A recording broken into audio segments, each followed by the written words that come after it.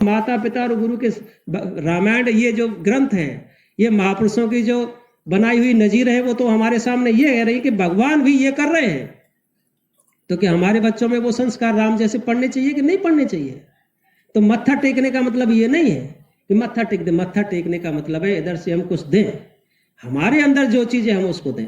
शाकाहार के बारे में जैसे समझाते हैं कि शाकाहार क्यों जरूरी है, बच्चों को शाकाहारी रखना क्यों जरूरी है, वैज्ञानिक दृष्टि से अगर हम समझते हैं। वैसे तो हम सब जानते हैं कि भजन साधन नहीं बनेगा, नरकों में जाना पड़ेगा, लेकिन जो चीख चिल्लार करते हैं ना कि हम पढ़े लिखे हैं और हम खा सकते हैं कुछ भी, आजाद हैं, तो भाई आजाद तो है, खाओ, कौन मना करता है।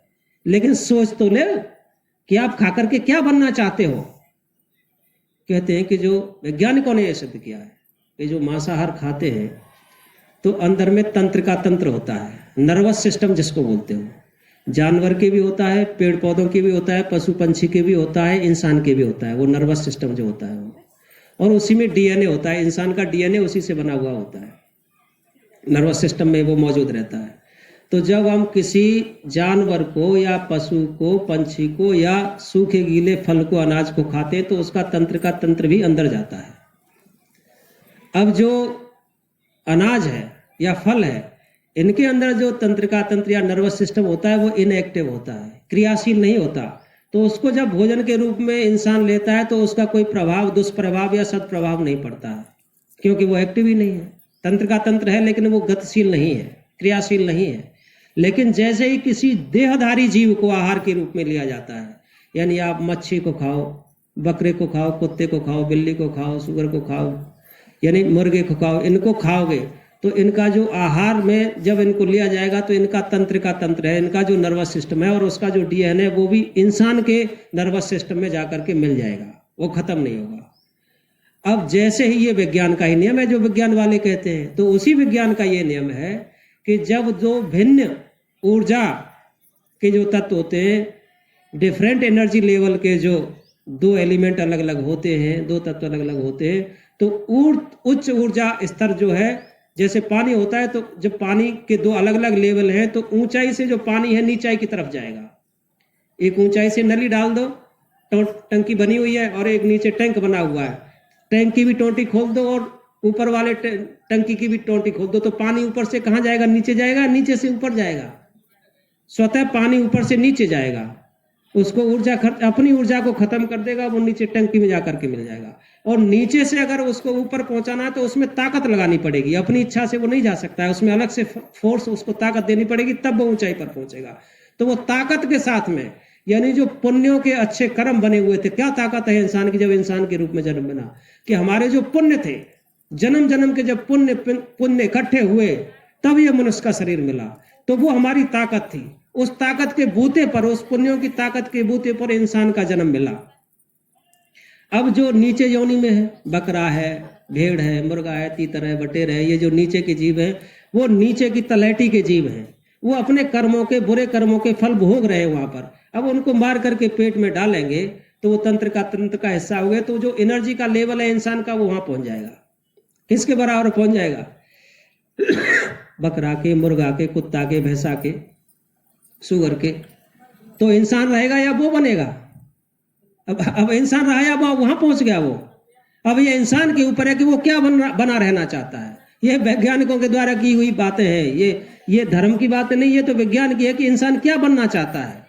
इसलिए शाकाहार जरूरी है। इसलिए शाकाहार के लिए धर्म ग्रंथों ने पहले से ही कहा। इस तरीके से अगर समझाते तो उस समय तो ये चीजें थी नहीं, उस समय तो विज्ञान दूसरी थी। आज के वैज्ञानिक कहते हैं, और वैसे भी जब किसी को मारोगे, काटेगे, कोई खुशी खुशी मरने के लिए तैयार हो जाएगा क्या? किसी की उंगली भी काटेंगे तो कितना दर्द होगा, तो उनकी आहें लगेंगी कि नहीं लगेंगी? तो दूसरी चीज ये, तो कहने का मतलब ये है कि घर में सब ये सब चीजें होंगी, और बच्चा जब मत्था टेकेगा, 1 रुपए, 2 रुपए, 5 रुपए चढ़ाएगा, तो माँ के भी पैर छुएगा, गुरु का। अब गुरु को वहां मौजूद है, गुरु का घर में आसन लगा दिया तो गुरु वहां मौजूद हुआ कि नहीं हुआ? मौजूद होता है। जो माताएं बहनें घर में भोग लगाती हैं, उनके भोग को वो स्वीकार करते हैं। ये तो भागवत में भी आता है, नैवेद्यम पूर्तो मह्यम गृहते चक्षुषामया रसम तो वैष्णव जिह्वाग्रे, यानी अपनी जिह्वा से जब वो ग्रहण करते हैं तो भक्तजनों के माध्यम से वो उस रस का पान करते हैं, वैसे दृष्टि भोग लगाते हैं।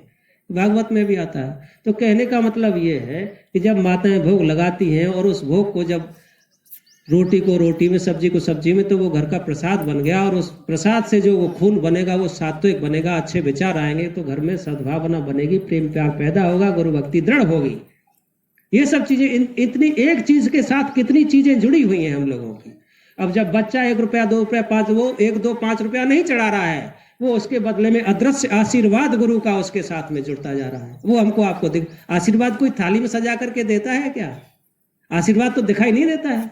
दिखाई तो हमको ये दे रहा है कि हमने 1000 रुपए का नोट दे दिया, 500 का नोट चढ़ा दिया, वो दिखाई दे रहा है। उसके बदले में क्या सौदा गुरु ने हमारे झोली में डाल दिया वो हमको दिखाई नहीं दे रहा है। तो ये चीजें जरूरी है। तो बच्चे के साथ आशीर्वाद जुड़ गया। और दूसरी बात, बच्चे का निजी रिश्ता गुरु से कायम हो गया।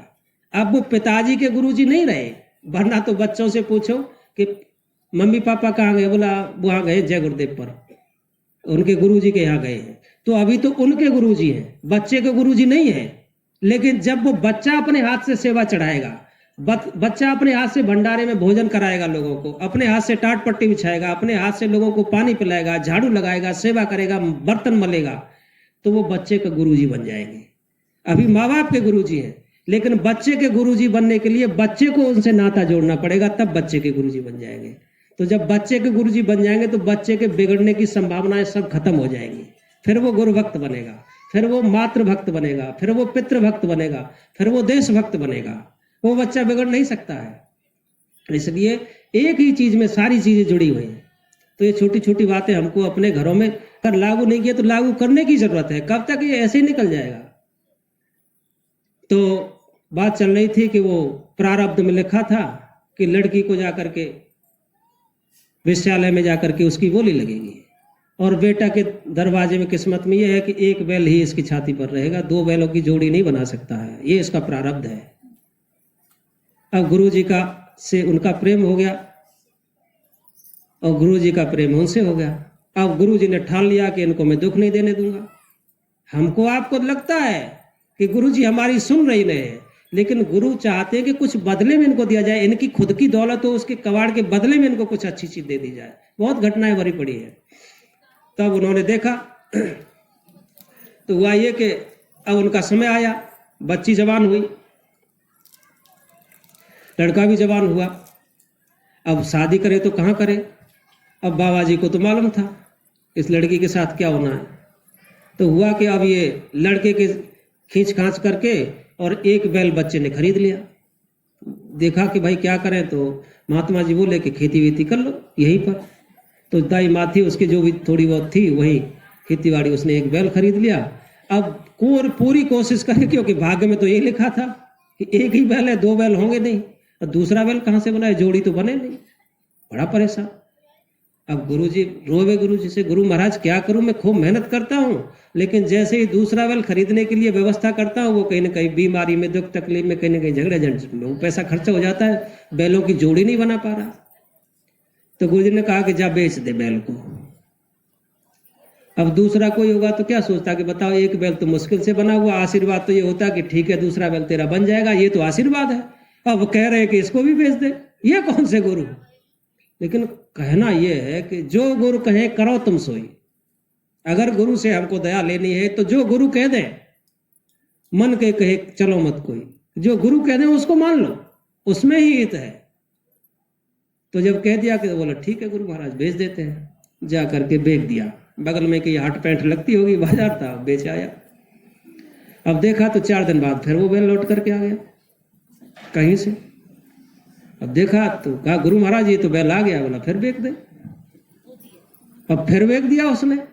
अब 10-20 दिन ऐसे चले, फिर वो बैल आ जाए, कहीं से 1 बैल आ जाए उसके पास में, क्यों भाग्य में तो लिखा था 1 बैल होगा। 1 बैल आवे उसके पास में, वो उसको बेच दे। अब तो उसने कहा ये तो और भी आसान हो गया, बैल को बेचते 1 बैल आ जाता, क्योंकि 1 बैल तो उसके भाग्य में ही लिखा है, उसको तो कोई छीन, भाग्य की चीज को तो कोई छीन नहीं सकता है। अब महात्मा ने वो युक्ति निकाल दी। अब विधाता भी परेशान कि भाई ये कैसे हो। अब विधाता दौड़े दौड़े जो उसके पास आए, महात्मा जी के पास, क्या भाई ये क्या खेल कर दिया तुमने? तो महात्मा जी गुरु जी बोले कि भाई हमने क्या खेल किया है? बोला ये उससे तीसरे दिन बैल को बिकवाने के लिए, और बताओ हमको फिर इसके लिए बैल पैदा करना पड़ता है, 1 बैल यहाँ रखना पड़ता है। बोला भाई आपने उसके भाग्य में क्या लिखा है? बोला भाग्य में 1 बैल लिखा है। तो भाई एक ही बैल तो है। हम आपकी जो लिखा हुआ विधान है उसमें तो कोई छिड़कानी कर नहीं रहे कि इसको 2 बैल ला करके दे दिए हो। आपने इसके भाग्य में 1 बैल लिखा है तो एक ही बैल तो रह रहा है, 2 तो कर नहीं रहे हो। हम इसके बदले में 2 बैल कर देते तब तुम उलाहना देते कि भाई आपने तो हमारा लिखा हुआ मेट दिया।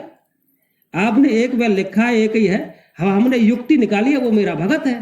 अब भगत को कोई तकलीफ ना हो, ये हमारे लोगों को चमत्कार लगता है। महात्मा चमत्कार दिखाते नहीं है। महात्माओं का उद्देश्य होता है कि जो भक्त है उस पर कोई तकलीफ आई है उसको दूर करना। लोगों की नजर में लगता है कि ये तो हो नहीं सकता था, ये कैसे हो गया, लेकिन जो समर्पित भक्त होते हैं उनके जीवन में ये चीजें हो जाती हैं। तो वो परेशान कि बोला महाराज आप जीते हमारे। तो महात्मा जो होते हैं वो युक्ति में मुक्ति का रास्ता निकाल देते हैं। तो मुक्ति का रास्ता निकाला है हमारे आपके लिए। वहां के उज्जैन में आ जाओ, कर्मों की होली जलेगी। चूक जाओ तो भाई आप जानो आपका, हम तो निमंत्रण देने के लिए गुरु का नाई बन करके आपके बीच में आए हैं कि गुरु ने ये मैसेज दिया है सबके लिए, कानों कान सब तक ये खबर पहुंच जाए। वरना तो मन है, दबाव है, वो तो जाने नहीं देगा। उसका काम है, क्यों जाने देगा, लगाया ही इसलिए। अब जो बच्ची थी, राजा की लड़की थी, उसकी बोली लगनी थी। तो महात्मा जी बोले कि इसका प्लेट पे लिख दो कि जो कोई 5000 असरफी देगा उसके लिए 500 असरफी देगा, पुराना जमाना था, 500 असरफी देगा उसके लिए यहाँ मेरी बहन के लिए मिल ले, क्योंकि उसने तो विधा भाग्य में लिखा था कि इसकी बोली लगनी है। तो महात्मा जी ने टंगवा दिया बोर्ड। संयोग से राजा का लड़का उधर से जा रहा था, तो देखा कि 500 असरफी दे कोई बहन से मिले। बोला ऐसी कौन सी वो महारानी है भाई 500 रुपये दे करके मुलाकात होगी। अब राजा का लड़का कोई सामान्य तो 500 असरफी दे नहीं सकता। उन्होंने कहा भाई हम मिलना चाहते हैं। तो लड़का बोला कि असरफी चाहिए 500, तब मुलाकात होगी। बोला भाई एक बार देख तो नहीं। बोला नहीं, देखने के भी 500 रुपये है। अब वो अपने बाप के पास जो कब्जा किया था राज्य पर, वो उसी का लड़का था, राजकुमार था। पूछा कि 500 असरफी चाहिए। तो राजा बोला कि भाई 500 असरफी किस लिए चाहिए। बोला इसलिए चाहिए कि मुझे वहां उस लड़की से मुलाकात करनी है। तो बोला भाई 500 असरफी दे करके एक सामान्य लड़की से मुलाकात करना है, तुम्हारा दिमाग तो ठीक है, ठिकाने पर है, बोला जो आप समझो, लेकिन मुझे 500 असरफी। हट पकड़ लिया, बाल हट। तो राजा बुद्धिमान होते हैं तभी तो राजा बनते हैं। तो उन्होंने पता किया कि जो ये लड़की से मिलना चाहता है उसकी कुंडली निकालो कि वो कौन है, जिसके लिए ये लड़का इतना बेताब है कि 500 असरफी देना चाहता है खजाने की। जानकारी करो। जब उसकी जानकारी ढिंडोली, वो दाई माँ पकड़ी, दाई माँ ने बताया कि ये उस राजा की लड़की है। तब भेद खुला कि ये तो राजा की लड़की है, राज दरबार की है। तब वो राजा तैयार हुआ, ठीक है मिली, और धूमधाम से उसकी शादी। उसको वेश्यालय जाना था, उस लड़की को कोठे में भाग में जाना था, और गुरु ने युक्ति के द्वारा मुक्ति का रास्ता उसको राजघराने की, उसको महारानी बना दिया। ये महात्मा की दया होती है। ये उस जमाने की बात है, लेकिन आज भी ये बाबा उमाकांत जी महाराज अपने जो रहनुमा हैं इस समय पर, इतने उदाहरण उनके भरे पड़े हैं। आगरा में एक कार्यक्रम था, और गजनेर एक जगह है वहाँ कानपुर देहात में, वहाँ की एक बात, वहाँ की एक सीधी सादी माता जी थी, वो नामदान ले आई। 2014 की घटना थी, लखनऊ में नामदान वो लिया उन्होंने, और आकर के भजन सा परिवार में वही अकेले नामदान लिया। बुढ़िया थी, घर में पुत्र वधू वगैरह थी, उनका पति बेहद पियक्कड़, खूब रात दिन एकदम नशे में ही चूर। अब जब नशे में आदमी चूर होता है उसको क्या मतलब घर में क्या हो रहा है, कौन भजन कर रहा है, कौन गाली दे रहा है, उसको कोई लेना देना नहीं। एक दिन उसकी पुत्र वधू से झगड़ा हो गया। झगड़ा इतना हो गया कि गुस्से में पुत्र वधू ने उसको कुछ उल्टा सीधा बोल दिया, और नशे में उसने भी कुछ बोला होगा, लेकिन कुछ ऐसा उस बुढ़े से बोला गया कि वो उसको बर्दाश्त नहीं कर पाया। बोला नहीं आज हम रहेंगे नहीं, चल देंगे यहाँ से। और उसने अपना झोला उठाया और वहाँ से घर छोड़ करके बोला अब लौट करके जीवन में आएंगे नहीं। वो चला गया चित्रकूट। वहाँ पर जा करके उसने डेरा जमा लिया। अब आदमी ऐसा ही आसरा ढूंढता है, उसको कोई पता भी नहीं था कि रहना कहाँ है, कैसे रहना है। चित्रकूट वो पहुँच गया। अब जो बुढ़िया थी वो परेशान, कहाँ ढूंढे, और शराबी से तो वैसे भी काम तंग था। बोला अच्छा हुआ चला गया। लेकिन अब बहू को भी पश्चाताप हो कि मेरे ऊपर इल्जाम लग गया कि इसकी वजह से बुढ़े ने घर छोड़ दिया, और बुढ़िया भी परेशान कि भाई कम से कम जैसा भी था मेरा पति था।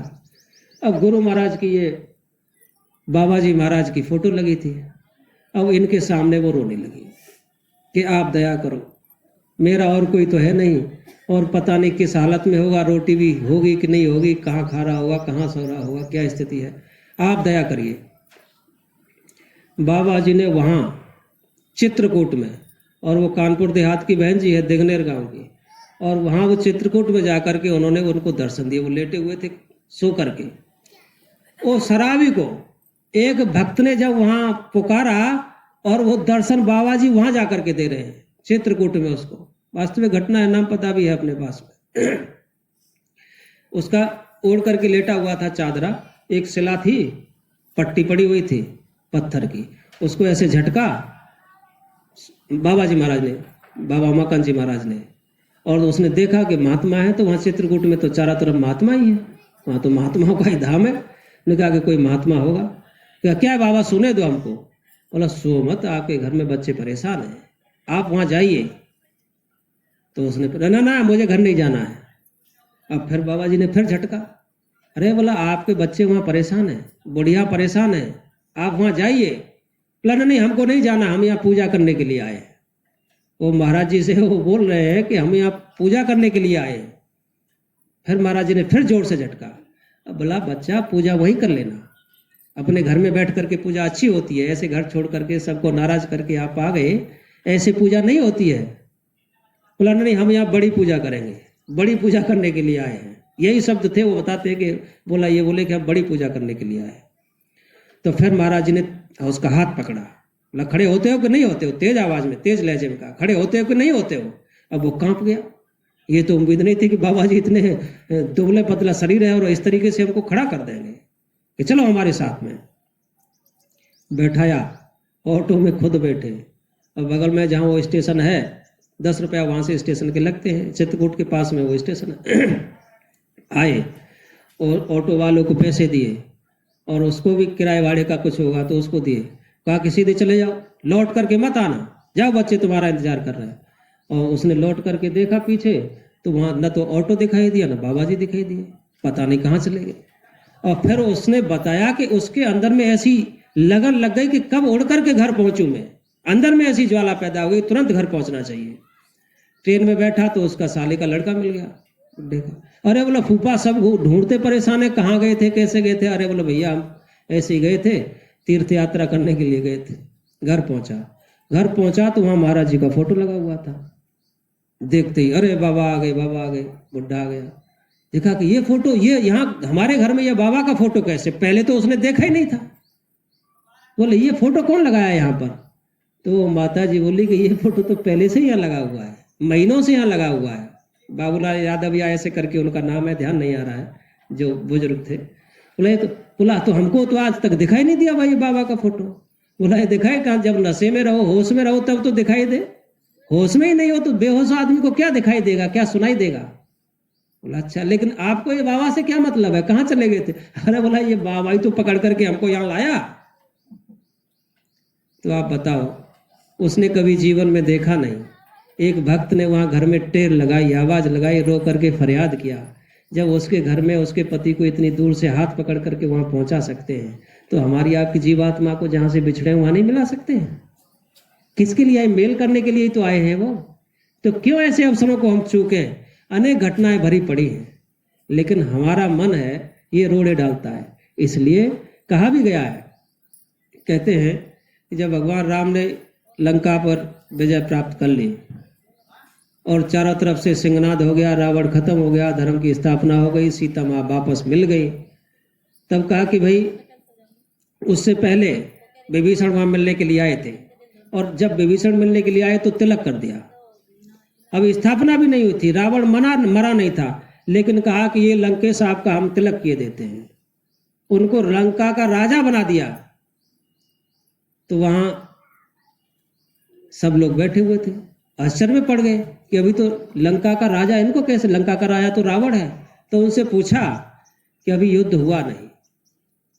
जामवंत बोले कि अभी युद्ध नहीं हुआ भगवान, और युद्ध का नतीजा भी कुछ नहीं है कि रावण मरेगा, रावण की जीत होगी या हमारी जीत होगी, कोई पक्का नहीं है।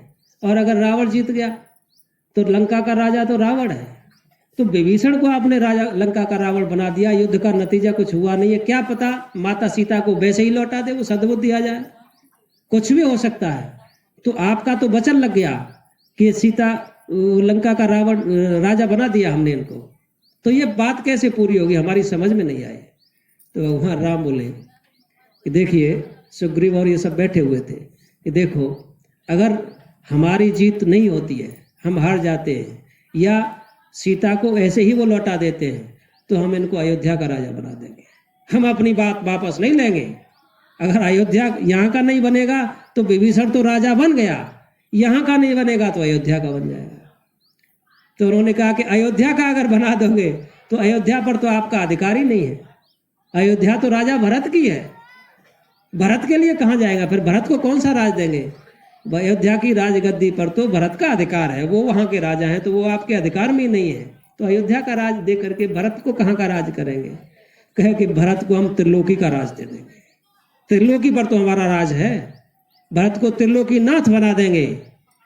कहा फिर आप, बोला हम तो पहले ही जंगलवासी हैं, 14 साल से जंगल में रह रहे, लेकिन अपनी बात को तन धन धाम बाम सुत जाई, तजिय न ताय शरण जो आई, कि सब कुछ न्यौछावर हो जाए। तब कहा गया कि अंधाधुंध सरकार है, गोस्वामी भजो निशंक, भरतई दीन राज पर दई विभीषण लंक। तो कहने का मतलब यह कि अंधाधुंध सरकार है, अगर पीछे पीछे लगे रहेंगे तो सब कुछ के भागीदार बन जाएंगे।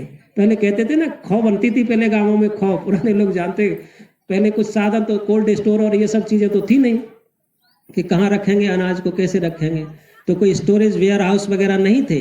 तो कहते थे भाई खौ बना दी, तो जो बड़े बड़े जमींदार होते थे उनके यहाँ खौ बनी हुई होती थी, उनको अनाज को स्टोर करते थे उसमें। तो कहते भाई खौ में जौ डाल करके साझा हो गया, तो ये इनकी खौ है, भंडार इनके पास है, एक दो बूंद अपनी भी पहुंच जाएगी तो हम ये तो कह देंगे कि हमारा भी है। जैसे उज्जैन में निःशुल्क आपका 100 बेड का वो बना हुआ है अस्पताल, और उसमें पर्ची भी नहीं काटनी पड़ती है, और ऐसे ऐसे लोग दया से और दवा से दोनों चीजें काम करती हैं वहाँ, दवा काम करती है और दया काम करती है, बिना एक पैसा खर्चा किए।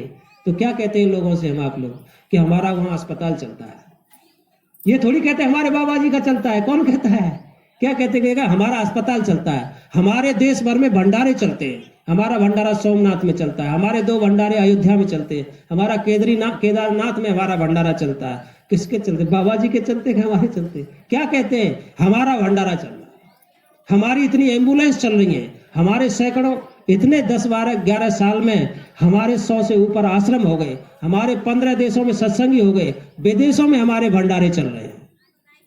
बताओ, अब फिर हम ये सोचे कि हमारा कितना योगदान है इसमें। अरे भाई, हमारा कहने का मतलब कब होगा, जब हमारा कोई योगदान हो तब तो हमारा होगा। तो जब गुरु का जो हिस्सा है उसमें हमने कुछ भी योगदान कर दिया तो वो हमारा हो गया, तो गुरु हमको अपना मानेगा कि नहीं मानेगा। इसलिए अपने अंदर ये भाव हो कि जो गुरु के प्रति हमारा जो गुरु महाराज मिशन लगा रहे हैं उसमें हमारा भी कुछ लग जाए, तो हम अधिकार पूर्वक और अधिकार कह सके कि ये हमारा है। बेटे के ऊपर, बेटे के ऊपर, नाते रिश्तेदारियों के ऊपर जब हम अपना लगाते थे तभी तो कहते कि ये मेरा बेटा है, ये मेरे सगे संबंधी है, ये मेरे, गैर से क्यों नहीं कहते कि ये मेरे रिश्तेदार है, ये मेरा मित्र है, ये मेरा ये है। तो जब ये कहेंगे तब होगा कि ये मेरे गुरु है, इनकी जो चीजें वो है। तो इन सब बातों के साथ ही, क्योंकि ये गुरु महाराज की चर्चा है, आप लोग आए, आप लोगों के गुरु महाराज ने दर्शन करने का अवसर मुझे दिया। मेरे कहने में कोई भूल हुई हो, कोई बात ऐसी लगी हो जो आप लोगों को ठेस पहुंची हो, तो उसके लिए मैं क्षमा प्रार्थी हूँ, माफ़ कीजिएगा। और आपसे पुनः एक बार ये निवेदन है, ये अवसर जीवन में गुरु की दया से कभी कभी मिलते हैं। ये सब चीज़ें सत्संग नहीं है, ये गुरु की चर्चा है, रात दिन करते रहो, उसका कोई अंत नहीं है। लेकिन सत्संग तो वहाँ मिलेगा, का कहो पिक बकई मराला, वहाँ उस संगम में स्नान होगा। वो संगम वो नहीं था जिसमें स्नान करने के लिए, संगम तो अंतर वाला संगम है, त्रिवेणी वो चीज़ है। इसलिए साध समागम हर कथा जग में दुर्लभ कहा गया, तो वो समागम वहाँ है, कर्म दहन वहाँ होंगे। यहाँ लकड़ी की होली जलाने से दहन नहीं होगा। होलिका की रक्षा, प्रहलाद की रक्षा कब होती है, जब कर्मों की होली जल जाएगी, तो जो जीवात्मा अंदर प्रहलाद के रूप में बैठी है उसकी रक्षा वो करेंगे। इसलिए आपसे पुनः निमंत्रण है कि मानस बनाइए, परिवार के साथ चलिए। पता नहीं 3 लोगों के कर्म जल गए और एक व्यक्ति के कर्म नहीं जले, और एक व्यक्ति के कर्मों की वजह से ही परिवार में खींचतान मची हुई है, तो उसी के कर्म बाकी रह गए, तो कैसे सुकून आएगा। इसलिए कोशिश हो कि सभी इस कर्म मुक्ति में जुड़ जाए, गुरु की दया हो जाए। सब बातों के साथ ही आप सबको सादर जय गुरुदेव।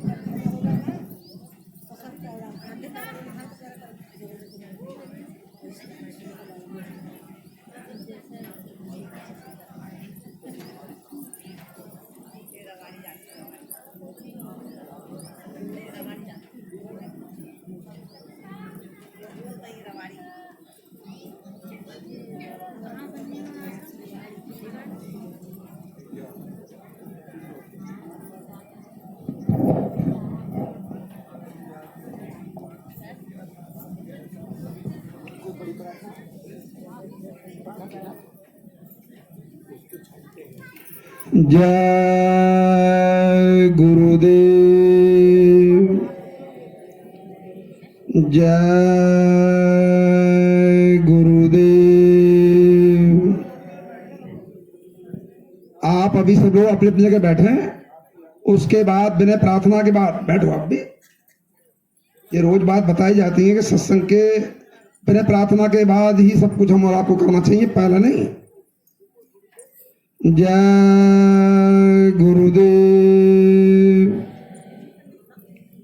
जय गुरुदेव नाम किसका, प्रभु का प्यारा पवित्र नाम।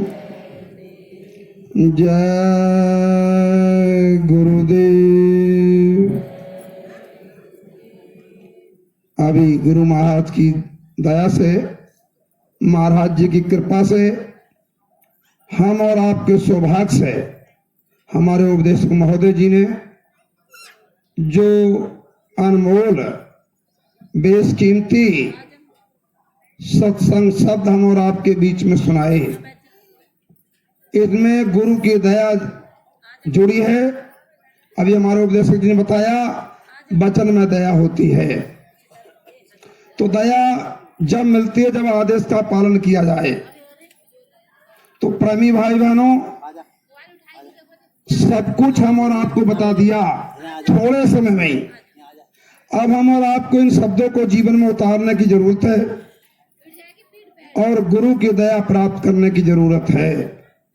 जब तक शब्दों को, गुरु के वचन को हम और आप जीवन में नहीं उतारेंगे, कहने का मतलब आदेश का पालन नहीं करेंगे, तो हम और आप दया से वंचित रह जाएंगे। तो प्रेमी भाई बहनों, बहुमूल्य शब्द आज हम और आपको हमारे उपदेशक महोदय जी ने गुरु महाराज की दया से, महाराज जी की कृपा से सुनाए। यह हमारा आपका परम सौभाग्य है और हम इन शब्दों के बारे में उनको क्या कुछ दे सकते हैं, इस योग तो रामपुर संगत नहीं है, लेकिन उनका आभार हाथ जोड़कर जय गुरुदेव नाम बोल के उनका रामपुर संगत जय गुरुदेव नाम के द्वारा उनका आभार व्यक्त करती है। जय गुरुदेव, जय गुरुदेव। तो प्रेमी भाई बहनों, गुरु महाराज के दया से, महाराज जी कृपा से, महाराज जी के आदेश निर्देशों में जनपद रामपुर की संगत के जनहित के कार्य चलते हैं। जैसे शाकाहारी का प्रचार, भंडारे महाराज जी के आदेश अनुसार चलते रहते हैं। उनके लिए हमारी आप सबसे प्रार्थना है, ये किसी व्यक्ति विशेष की आदेश नहीं रहता। जब हुजूर का आदेश दरबार से जारी होता है तो हमारे जिले के जिम्मेदार उसको हम और आपको बताते हैं। जैसे अभी पीछे हमारा कार्य चला, सर्दी का समय था, कंबल वितरण हुआ जय गुरुदेव संगत की तरफ से। और भी कार्य है, जैसे अभी हमारे आश्रम उज्जैन में अस्पताल चल रहा है, तो ये भी अपना कार्य है। अभी हमारे उपदेशक ने बताया कि स्वास्थ्य सेवा के लिए भी अपने जिले में रजिस्टर है, जो भंडारे चल रहे हैं उनका भी रजिस्टर है, और मेरे भाई बहनों जैसे अपने जिले में अब एक कैलेंडर बटे जिले की तरफ से सेवा गई जाती रहती है, उसके लिए आप सबसे प्रार्थना है कि जिला अध्यक्षों के, जिला व्यवस्थापकों के पास जो भी जिम्मेदारी है वो हमारी आपकी जिम्मेदारी है, उसमें हम और आपको अपनी भागीदारी